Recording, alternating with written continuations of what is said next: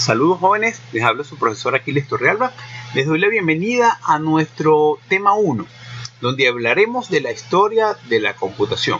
Como ya les he mencionado, la materia de sistemas gira en torno al computador como herramienta de trabajo y a conocer todas sus condiciones y características. Y se llama sistema por ser el computador uno de los sistemas más completos que ha hecho el hombre. En esta parte vamos a conocer un poco de la historia de cómo fue evolucionando hasta crear los computadores de hoy en día y después cómo está constituido internamente, cómo funcionan, cuáles son sus componentes y qué hace cada uno. Comencemos entonces con el contenido. La historia de la computación se separa en tres grandes elementos. Los antecedentes, que es todo lo que ocurrió antes de que se creara el primer computador. Las generaciones, que es toda la evolución de los equipos, debido a que fue tan rápida la evolución, se fueron separando en periodos de aproximadamente 10 años, con computadores con características similares que se llamaron generaciones. Y después apareció lo que se llaman las tendencias futuras, hacia dónde va la computación. Bueno, hablemos primero entonces de los antecedentes. El primer antecedente de que el hombre necesitó registrar la información fue el bastón con muesca. El bastón con muesca obviamente no es un computador, sino que hay registros arqueológicos de que los primeros pobladores del mundo agarraban un palo de madera o un hueso y le sacaban un tajito, un pedacito, como para hacer sus cuentas. No había numeraciones, no había calculadoras, pero si yo tenía, digamos, 3 vacas, no existía el número 3, pero yo agarraba un palito y le hacía 3 marquitas y ya sabía y podía llevar mi cuenta o para representar distancias.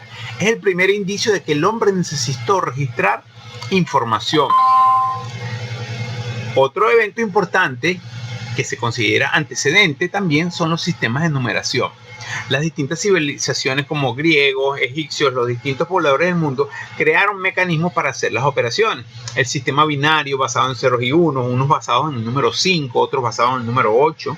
De hecho, hubo varios sistemas y el que tuvo más vigencia fue el sistema decimal, que es el sistema que actualmente utilizamos con dígitos del 0 al 9. Otro indicio de que el hombre necesitó registrar la información. También es importante mencionar como un antecedente el ábaco chino. El ábaco chino es un dispositivo que se construyó 3500 años antes de Cristo en la antigua Babilonia y era un dispositivo que se utilizaba para contar. Hoy en día quizás ustedes lo hayan visto como juguetes para los bebés que vienen en plástico y con estos son, digamos, unos rieles, son unas peloticas que ruedan por aquí que representan las cantidades. Cada pelotica podría representar por lo menos 100 y cada una de estas representa 10. Entonces, si yo quiero representar el 415, hago 4 de 10, 4 de 100, una de 10 y una de 5, etcétera, según lo que valiera. Entonces la gente no usaba estas calculadoras, sino que llevaba estos dispositivos. Otro indicio de que el hombre necesitó registrar la información. Aparece en el año 1642 uno de los inventos más importantes, que fue la máquina sumadora creada por el científico francés Blaise Pascal, el mismo que creó el triángulo de Pascal. En que esa máquina se llamó pascalina o también máquina sumadora y era una máquina que permitía hacer operaciones de suma con el sistema de engranaje. Como ven aquí, esta es una foto o una imagen de la pascalina. Fíjense que es una caja de metal de unos 30 centímetros y esto que está aquí son los engranajes. Son así como tuercas, ¿verdad? Estas tuercas, representan las unidades, decenas, centenas. Cuando las unidades dan una vuelta completa, representa 10 y hace que esta se mueva una unidad. Y cuando esta dé la vuelta, así como las agujas del reloj, pues, que eran minutos, segundos y horas, bueno, similarmente utilizó unidades, decenas, centenas, unidades de mil. Y pudo hacer un dispositivo muy interesante para hacer operaciones de suma. Tanto le valió que posteriormente vino un señor llamado Gottfried von Leibniz en el año 1673, creó una máquina que, basada en lo que hacía Pascal, permitía sumar, restar, multiplicar y dividir. Esta máquina de Leibniz tiene un principio que actualmente utilizan los computadores. Los computadores no necesitan hacer todas las operaciones. Con la operación del suma, tú puedes hacer todo, porque para sumar, para restar, sumas el número negativo. Para multiplicar, sumas varias veces. Y para dividir, sumas varias veces el número negativo. Entonces, con la suma puedes hacer todo. Entonces, él tomó las ideas de Pascal y creó esta máquina, la máquina de von Leibniz. Obviamente era mucho más grande, pero era más completa y hacía más operaciones. Todavía estamos muy lejos de un computador, pero fueron estudios que utilizaron otras personas para idear elementos que nos llevaron a los computadores de hoy en día. Otro aporte lo hizo el señor Joseph Mary Jacquard en 1804, que creó el telar automático de Jacquard. Y aquí aprovecho de aclararles un concepto. Cuando hablamos de algo automático, es algo que tú le das un botón y él sigue funcionando. Eso es básicamente lo que es automático. Lo contrario de automático es mecánico, que tienes que estarle dando una manilla, tienes que estar moviendo, tienes que estarlo empujando todo el tiempo para que él lo haga. Entonces, él tenía el problema en las máquinas para hacer tela, tiene que combinar varios colores de hilos en varias secuencias para formar los tejidos. Entonces había que estar constantemente cambiando el tejido y darle, digamos, manualmente. Entonces él se creó un mecanismo que era a través de unas cintas de cartón, que tenían perforaciones, se podía hacer el tejido. ¿Cómo es esto? Como la cinta tenía huequitos, agujas, trataban de pasar, y si había huequito, pasaba la aguja, pero si no, no pasaba. Y así tú, cambiando la secuencia de orificios, cambiaba el tejido. Y entonces él ponía la cinta y la máquina empezaba a construir el tejido según el orden que tú le diste en las perforaciones que colocaba. Este aporte fue utilizado más adelante, ya vamos a ver. El señor Charles Babbage también hizo sus aportes en el siglo XIX. La máquina analítica y máquina diferencial podía resolver ecuaciones diferenciales. Fíjense algo interesante, esta máquina nunca estuvo totalmente operativa, o sea, no la terminó pues.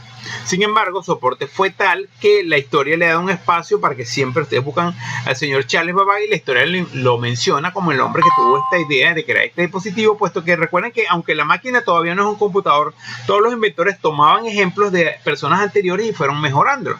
Como les decía, la idea de Jacquard fue mejorada por el señor Hermann Hollerith en la máquina de las tarjetas perforadas en el año 1880. Resulta ser que ustedes saben que los países, para poder tener un estudio de mercado, para conocer cuánta gente hay, cuántos médicos necesito, cuánta comida hay que comprar, cuánto empleo hay que generar, cuánta gasolina hay que tener, tiene que hacer unos estudios poblacionales que se llaman censos. Los países normalmente lo hacen. Bueno, en los Estados Unidos tenían un problema porque ellos hacían el censo, pero cuando terminaban de contar a la gente, ya llevaban 11 años en el censo. Entonces, imagínate cuánta gente no se había muerto, no había tenido niños, no había cambiado con esa cifra. Entonces los datos eran imprecisos. Llamaron a este señor y este señor creó un mecanismo que le permitía procesar esa información a través de un conjunto de máquinas. La máquina de Hollerith o la máquina de tarjetas perforadas. En realidad eran varias máquinas, una que hacía las perforaciones, otra que hacía la lectura y otra que procesaba. ¿Cómo que las perforaciones? Bueno, entonces basaba en un sistema que eran tarjetas de cartón. Estas tarjetas estaban enteritas, digamos vírgenes. Ellas tenían por acá un conjunto de letras y dígitos. Y entonces, para formar una palabra, lo que se hacía era perforar la letra correspondiente. Si yo quería escribir la palabra casa, debajo de la C, sacaba y perforaba. Debajo de la A, sacaba y perforaba. La S, y así podíamos formar nombres, apellidos, direcciones, a través de un conjunto de tarjetas. Esto logró que los datos del censo pasaran de hacerse en 11 años a que se pudieran procesar en 3 años. En aquel momento fue maravilloso. Hoy en día esa máquina da ganas de llorar porque es muy, imagínate, todavía 3 años de procesamiento es demasiado. Pero en aquel momento estamos hablando de un cambio sustancial. Y esa idea de Hollerith, fíjense que se parece mucho a la de Jacquard con las perforaciones o no, y es que hoy en día la esencia de lo que trabaja el computador, porque el computador trabaja, siempre hemos oído hablar de que habla de ceros y unos. Bueno, 0 y 1 puede ser perforado o no perforado, encendido o apagado, verdadero o falso.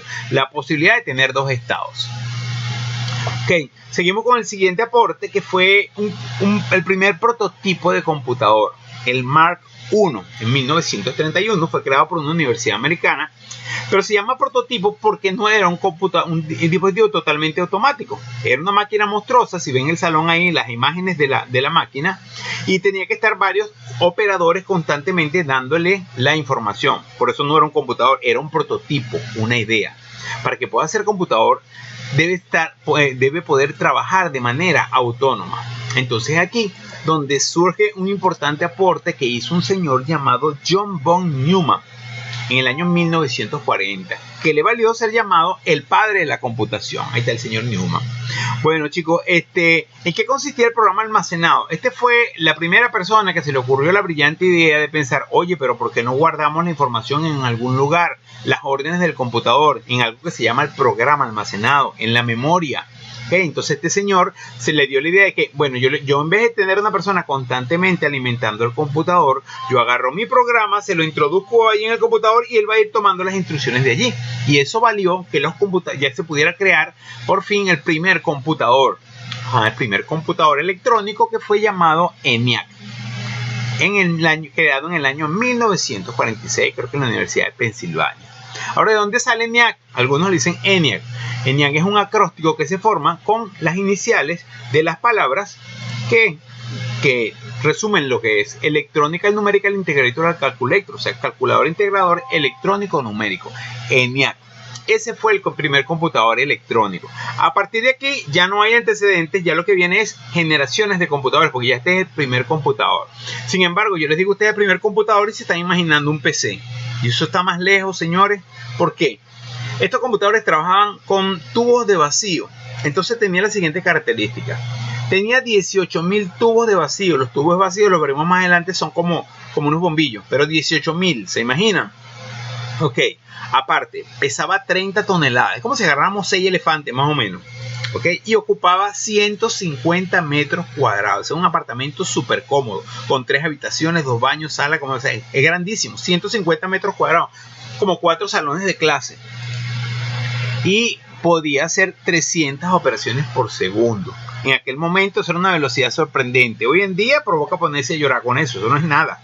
Ni un celular, eso no es tan lento, pero bueno, en aquel momento, 1946, bueno, eso fue fastuoso. Sin embargo, les digo, no se parece a los computadores de hoy en día. ¿Cómo era ese señor? Era otro monstruo como el anterior. Una sala de máquinas llena de todos esos tubos electrónicos vacíos y componentes, pero que fue un aporte grandísimo a la humanidad. Repito, es considerado el primer computador electrónico. Como les dije al principio, la historia de la computación se divide en 3 partes. Antecedentes, todo lo que ocurrió antes de que se creara el primer computador.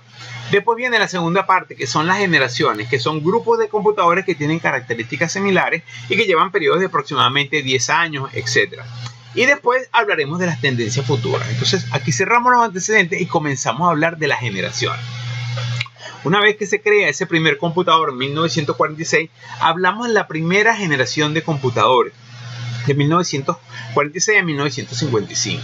¿Cuál es la principal característica? Y para cada característica, la principal la pongo de primerita y en otro color. El uso de tubos electrónicos de vacío. ¿Por qué? Porque todos los computadores del año 46, 47, 50 que utilicen tubos de vacío se consideran computadores de primera generación.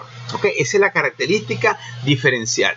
No se ocupen mucho de la fecha, puesto que yo hice una recopilación de información que habla de 5 generaciones. Y hay autores que hablan de 6, hay autores que hablan de 4. Yo simplemente recogí según lo que coincidía con varios autores y quiero que se basen en esto. Pues entonces, que si algunos dicen que terminaron en el 55, otros en el 56, eso no es relevante, la fecha. Lo que sí es relevante es las características principales, como que usaban tubos electrónicos de vacío. Aquí vemos los tubos electrónicos, son como bombillos, más o menos el tamaño de un bombillo. Pues estos dispositivos aquí de vidrio con unos metales dentro y tal, esos son los tubos de vacío. Ok, esto le daban unas características como que los computadores eran de gran tamaño y eso generaba mucho calor. Habían 18.000 tubos en ese salón, por eso desde el principio los computadores han sido acompañados de aires acondicionados. Había que hacer instrucciones de máquinas que se procesaban en paneles de control intercambiables en tarjetas o cintas. O sea, yo agarraba y hacía mi programa en un conjunto de tarjetas, se lo metía al computador, él procesaba y después sacaba ese panel, introducía otro panel para que él siguiera procesando. Se utilizaba el código binario 0 y 1. ¿Por qué? Porque el computador simplemente 0 y 1 es una acción de 0 significa no o falso y 1 significa verdadero. Si lo hago, no lo hago. Si lo hago, no lo hago. Recuerden que nosotros podemos describir una situación, un evento simplemente a través de secuencias de 0 y 1. Tú puedes reconstruir la vida de una persona con tal te responda todas las preguntas con verdadero y falso. ¿Ok? Tú le preguntas todas las cosas, edad, sexo, tal cosa, todo lo que tú quieras saber y él te va a responder con sinceridad, verdadero o falso, tú puedes reconstruir todo. Bueno, ese es el basamento del computador. Todo está registrado ahí en ceros y unos. Hoy en día es con dispositivos magnéticos o no magnéticos, magnetizado o no, ¿ok? Encendido o apagado. 2 posibles estados. Bueno, los programas tenían que ser una cantidad de códigos binarios. Y bueno, también había que estar alimentando la máquina conforme se procesaba. Recuerda que eso mejoró con lo que hizo von Neumann con el programa almacenado, pero ve que está pegado ahí el operador. ¿Qué otras características tenemos aquí? Bueno, que era poco flexible a modificaciones. O sea, eso no era que tú como ahorita yo le voy a ampliar la memoria o le voy a conectar a otros dispositivos. No, son equipos muy rígidos en ese particular. Aparte, se creó un computador que fue el computador EXAT en la Universidad de Cambridge en 1949, que era el computador de almacenamiento diferido. O sea, ¿cómo es eso, almacenamiento diferido? EXAT quiere decir Electronical Delay Storage Automatic Computer, o sea, computador automático de almacenamiento diferido. O sea, que la información se difiere, dura un rato más aguardada. Pues esto gracias, como le dije, al programa almacenado que aportó John von Neumann. Estos computadores utilizaban tubos de mercurio. Este es un ejemplo de computadores de esta generación, el EXAT. ¿Qué otra característica tenemos? Bueno, que se empezó a usar en el año 1950 un lenguaje que se llamó ensamblador, que eran unos códigos un poco más sencillos que el código binario. Todavía era complejo, pero eso ayudó bastante a hacer la programación un poco más cómoda. Como otra característica tenemos otro ejemplo, el UNIVAC 1. Fue un computador que se creó en 1951 y podía hacer hasta 1000 operaciones por segundo. Fíjense que estamos triplicando la velocidad del ENIAC y todavía no se parece nada a los computadores de hoy en día. Finalmente, una característica importante en esta generación es que solo lo usaban el gobierno y el ejército. Claro, era un dispositivo muy caro, muy difícil. No todo el mundo podía tener un computador. Ese monstruo de equipo, la dificultad de la programación, todo eso, lo costoso. Solo el gobierno y el ejército, para cuestiones de investigación, inclusive al principio con fines bélicos, guerra, pues, empezaron a utilizar los computadores de la primera generación. Ahora pasamos a la segunda generación, 1955-1963. ¿Cuál es la característica principal? Bueno, el uso de dispositivos sólidos, transistores.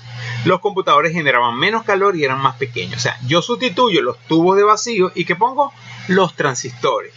Ok, entonces los transistores ya son un dispositivo que ustedes lo pueden ver en algunos aparatos electrónicos. Son pequeñitos, tienen unos alambritos, son mucho más pequeños y mucho más fáciles de manejar que los tubos de vacío. Entonces los computadores, obviamente, su tamaño se reduce considerablemente. Además de que se agregan aquí avances tecnológicos y de la física del estado sólido. Recuerden que la informática o la computación se apoya en lo que pasa en la electrónica, en la ingeniería eléctrica, en otras ciencias que constituyen lo que es el equipo. Pues entonces todos esos avances también se incorporan a esta ciencia. Se reduce considerablemente el tamaño a consecuencia del uso de los transistores. Aquí se empieza a usar la cinta y tambor magnético ya como dispositivos de almacenamiento. ¿Cómo es eso? La cinta es un dispositivo donde se graba en una superficie ferromagnética la información. ¿Cómo es esto? Esto se puede magnetizar. Entonces el hecho de que esté magnetizado o no esté magnetizado representa 0 o 1 y esa es la forma interna como usa el computador para representar la información. Ahora, si la cinta no era suficiente, se agrupaban varias cintas y se creaba lo que se llamaba un tambor. Es como un disco duro, pues eran varias cintas donde se podía almacenar mucha más información. Estos dispositivos se estuvieron usando en la segunda generación. Mejoras en el equipo periférico, y aquí me refiero con esto. Periférico es todo lo que está afuera. El computador es un componente central y hay los dispositivos que permiten entrar y sacar y meter información. Esos son los periféricos. Entonces, ¿cuáles fueron esas mejoras en el equipo periférico? Ya eran más veloces y se permitió lo que era la impresión en línea. A ustedes les parecerá simpático, como que impresión en línea, no imprime en línea siempre. Ahorita uno en su computador, tú le das a imprimir y empieza a imprimir. Pero eso no era así. En los computadores anteriores, entonces tú ibas a imprimir y era un proceso que duraba, tenías que hacer todo el lote de operaciones y después era que ibas a hacer la impresión. No podías trabajar varias cosas en paralelo. Aparece la detección de errores, porque recuerden que los primeros computadores había un error y se paraba todo, no sabemos qué era, tenemos que empezar con el programa desde cero. Aquí por lo menos se empezaron a detectar errores porque se empezaron a construir programas para que ayudaran a ese proceso, mejorar las técnicas de programación. ¿Qué? Porque primero los computadores era solo programar y hacer el proceso, después se pensó en crear programas que se llaman sistemas operativos, o sea, que son los que agarran y controlan todo lo que está pasando con el computador y permiten hacer estas situaciones como detección de errores y mejorar en sí la programación. Hablamos de que estos equipos tenían poca compatibilidad y flexibilidad. O sea, tampoco lo podemos modificar constantemente, agregarle componentes. Y la compatibilidad era que si tú podías conectar un dispositivo de una marca con uno de otra marca, no, eso no era posible en esa generación. Todo era dentro de la misma marca. Hoy en día eso ya está superado. Así como les hablé de la cinta de tambor magnético, también en esta generación cambiaron ahora la forma de almacenamiento. Apareció otra manera que era el almacenamiento del disco. El disco es mejor porque es un dispositivo más rápido y permite hacer el acceso directo o acceso aleatorio a la información. ¿Cómo es eso? La información está toda sobre la superficie del disco. Esto está magnetizado aquí y hay un lector que es como una aguja que va leyendo todo esto por aquí, viendo si está magnetizado o no. Por él se puede mover por todo esto. En una cinta, el acceso a la secuencial tiene que pasar desde el final. Uno tiene la información almacenada en el disco del computador, tú vas el archivo, no tienes que leerte todos los archivos que están delante. ¿Okay?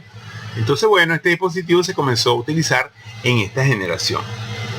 Ahí vemos algunos ejemplos de los disquetes, de 3 1/4, 5 octavos, son otras dimensiones que, bueno, pendrive y CD no son de esta generación, son por ahí la cuarta. ¿Okay? Pero los disquetes, los discos, las cintas sí.